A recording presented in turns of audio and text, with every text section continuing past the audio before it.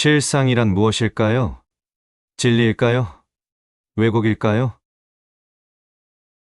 이런 말을 들어보셨나요? 추수밭에는 알곡과 가라지가 있습니다.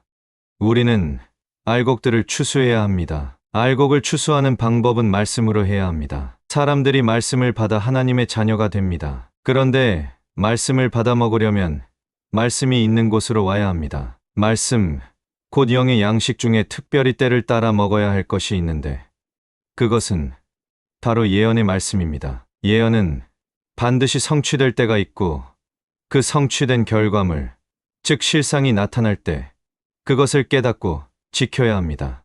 그렇다면 실상이란 무엇일까요? 신천지는 이렇게 말합니다.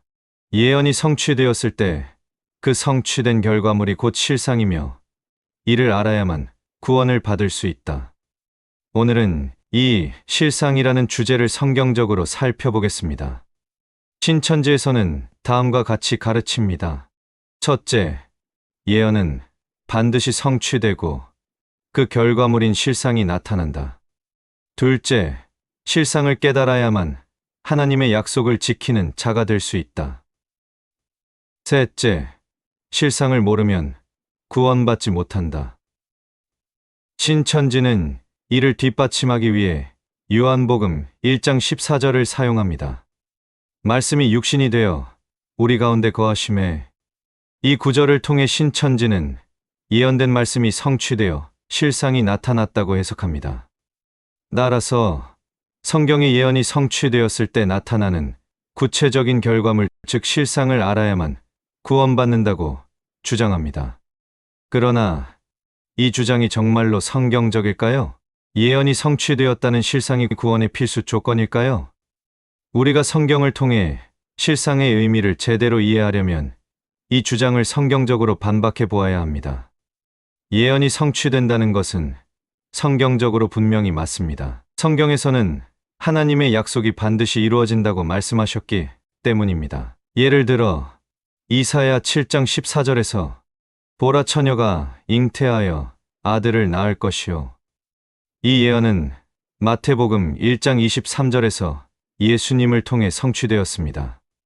그러나 신천지가 말하는 실상, 즉 성취된 결과물이 반드시 눈에 보이는 물리적 증거여야 한다는 주장은 성경과 다릅니다. 성경에서 예언의 성취는 종종 믿음과 영적 의미로 이해되어야 할 때가 많습니다. 예를 들어 예수님의 출생과 사역이 예언된 대로 성취되었을 때 그 성취가 단지 물리적인 증거를 의미하는 것이 아니라 그 안에 담긴 구속의 의미를 믿음으로 깨닫는 것이 중요합니다. 히브리서 11장 1절은 이렇게 말합니다. 믿음은 바라는 것들의 실상이요 보지 못하는 것들의 증거니. 여기서 실상이란 눈에 보이는 것이 아니라 하나님께서 하신 약속을 믿고 신뢰하는 믿음 자체를 의미합니다. 신천지가 주장하는 실상은 눈에 보이는 물리적 증거가 아니라 하나님의 약속에 대한 믿음이 실상임을 성경은 명확히 가르칩니다. 신천지는 요한복음 1장 14절을 통해 예언이 성취되면 반드시 눈에 보이는 실상이 나타난다고 주장합니다. 그러나 이 구절은 예언 성취의 실체가 아니라 예수님의 성육신 사건을 말합니다.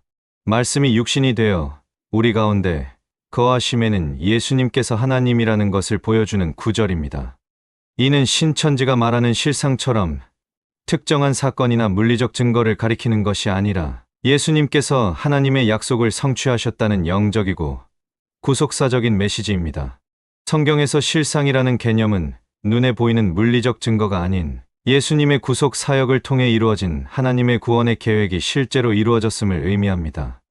신천지가 실상을 강조함으로 생기는 문제점은 다음과 같습니다. 첫째, 믿음의 본질에 대한 왜곡입니다. 성경은 구원이 믿음을 통해 이루어진다고 말합니다. 그러나 신천지는 눈에 보이는 실상을 깨닫는 것이 구원의 조건이라고 주장하며 사람들을 불안하게 만듭니다. 구원은 하나님의 은혜로 주어지는 선물이며 믿음을 통해 그 은혜를 받는 것입니다.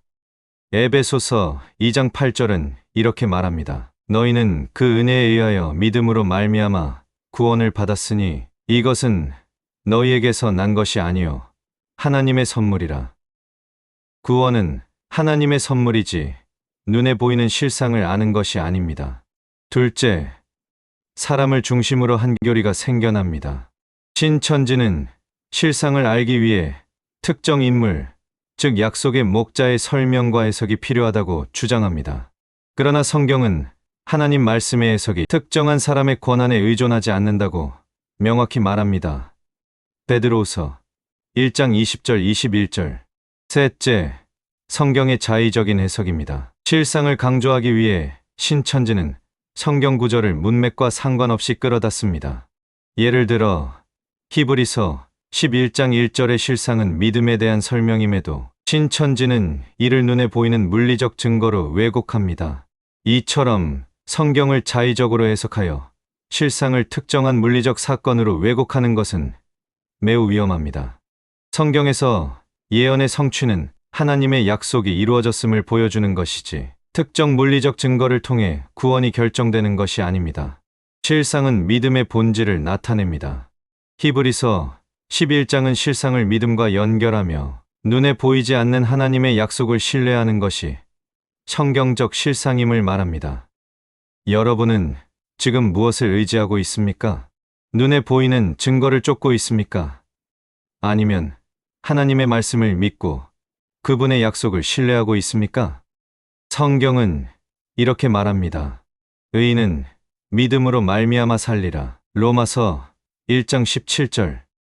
여러분도 성경을 직접 읽고 하나님의 말씀을 통해 진정한 믿음을 발견하시길 바랍니다.